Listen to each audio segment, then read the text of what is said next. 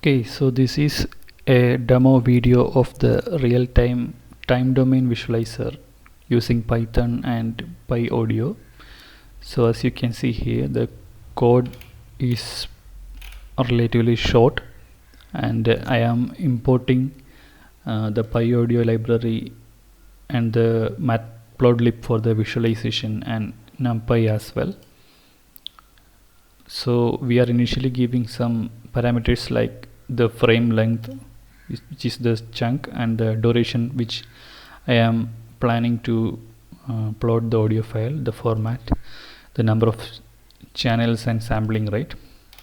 Then we are creating a PyAudio instance of PyAudio class, and then we open a streaming object. So inside the streaming object we specify like the format, channels, sampling rate. We are enabling the input microphone device, and also we are selecting the, please be careful about the input device index, which actually this number actually denotes the device number. You might be having multiple devices in your device, like from your sound card, so you can it start from 0 to up to 4, 5, 6 or 7. So you have to just make sure you give the right index so that you pick the right microphone, and the frames per buffer, which is same as the segment length we have given. Next, I create a figure object for the dynamic plotting.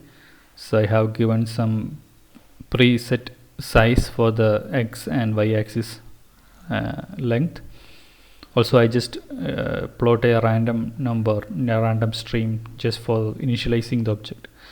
Once done that, we start the real-time reading from the microphone and plotting it to the matplotlib object.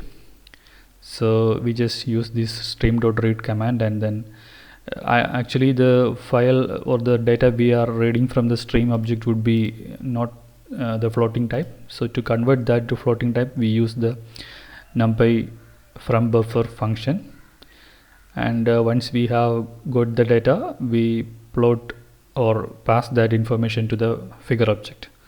So we just update the figure and then just pause it for a few milliseconds so that we will see the dynamic changes, and once that cycle is over, we will flush out that data and update our counter. So once this counter reaches to its fullest, depending upon the duration we have given here, we will break from this loop automatically, and we will stop the stream object and the PyAudio objects.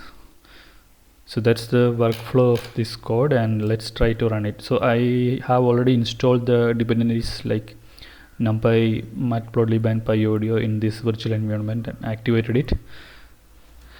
So we can run the program. So as you can see here, whenever I speak to the microphone, you can see the sound waves changing here. So it's already over 10-second duration. Let's give something more.